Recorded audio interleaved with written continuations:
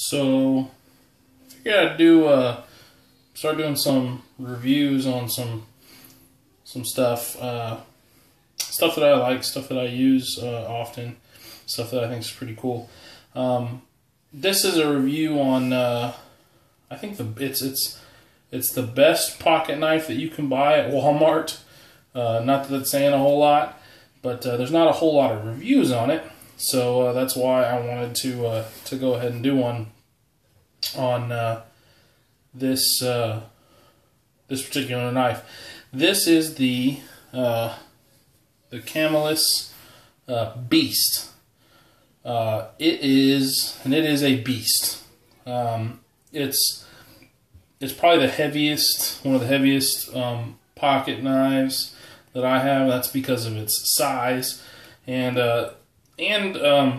because of a couple of design flaws that I think it has. We'll talk about those in just a second. But this is it. This is the Camillus Beast. It's got a 2-way adjustable clip. I prefer, tip up carry myself. The blade is VG10. Let's see if it says. So I can get this. What is it on this side? Where's it at? There it is, right. You can kind of see. It doesn't want to focus, of course, but it says it's VG10. It's kind of got this goofy, weird Tonto shape. I don't love the Tonto shape, but for this application, it's definitely being marketed as like a tactical or a fighting knife, which really, I don't think I would ever fight with a knife. If I had to, I would, but I'd rather have a chair, a folding chair, than a knife. I think I could do more with that than I could with a knife. But anyway, you can tell it's definitely being marketed towards that crowd. The handle scales are G10. They really don't have any kind of texturing on them. They're kind of smooth, but the G10 isn't super well finished, so it's it's all right. It's not too bad. Could be worse. It's got this thumb ramp right here, which if they did a little Spyderco style jimping on there, that would be perfect. But they didn't. But I mean, it works. They've got this kind of goofy liner jimping, which a lot of people seem to be doing now. There's jimping on the liner lock itself, which we'll talk about this little weird thing. If you've seen this knife, this is not the way it normally comes. It can be opened a couple of different ways. It can be with this extended, funky thumb hole, which it's interesting. It's cool. I could do without that, pass through. Maybe just flute it out or something if you're trying to remove weight, we'll go ahead and talk about some of the design flaws I think it has. They're obviously trying to remove weight there, but then if you look inside at the liners, they are not skeletonized, which you could remove a crap ton of weight if you would just skeletonize these liners, which I may go back and do. I probably will. I need to get my drill press back from my buddy, and I'll put a couple holes in there. But another design flaw is if you can look and see this cutout right here. Originally, this scale did not have this cutout. It was just a straight transition all the way across, which made it really hard to get your finger in to the liner lock to get to it. But what was odd was that the liner on this side did already have this cut out. So I was like, what the heck?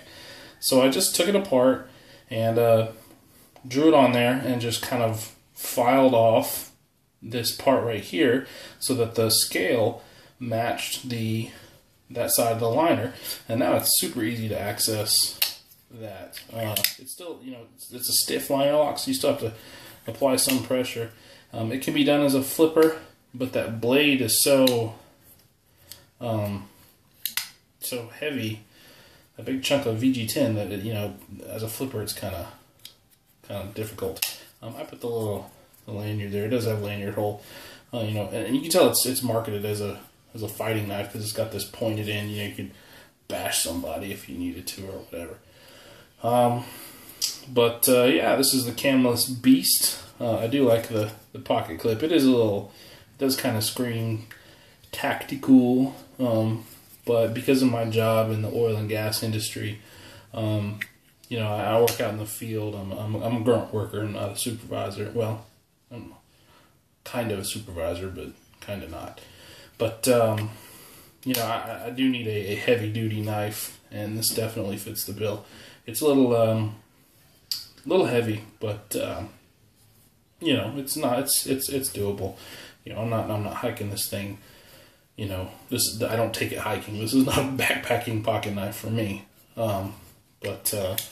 It's sharp. It did not come, and it still isn't. It's kind of going to be hard to see, but the edge on the very edge of the blade was not ground even. If you look, it's not so bad on the main part of the blade, but up here on the Tonto portion of it, if you look, you can see this side has a steeper grind, and then so the edge is not exactly centered in the center. But it's a Walmart knife. It was. I think I paid $65 for it. $65 for a big old VG10 steel knife. Which, if you know your steels, VG10's a hell of a steel. Spyderco uses it on a bunch of their knives. My folk kniving knives use VG10 laminated. So VG10's a hell of a steel. But you gotta cut the price somewhere. You can see on the liners, it's not evenly milled. You can see some funky grind marks in there. But it's got that pass-through design. So if you do have to shank somebody or whatever, you can wash the blood and the guts out of there easily. But again, I don't use it as a fighting knife. If I'm gonna fight someone, I'm either gonna run away. Worst case scenario, I'll use a firearm, years and years of martial arts training. A knife is not my first choice as a defensive tool. So this is not to me a defensive tool. It is a working tool. It is a tool for doing work. So. And in that respect, it's pretty good. I have a bunch of knives, so I don't carry it with me every day. But it gets in the rotation, gets used. I think this next week I'm going to use it. Try to change my knives out weekly. Been using the Benchmade Adamas, which is a hell of a knife. It's one of the few heavy knives that I don't mind carrying the weight because it's just such a cool knife. I know it's going to have my back no matter what. But this one, wouldn't hesitate to trust my life to this one if I had to. Also, the Camillus Beast, one of the best knives available at Walmart. Check it out. And there you go. There's the logo. Of course, my camera won't focus, but that's it. Camillus. Check it out. Thanks for watching, guys. Appreciate it.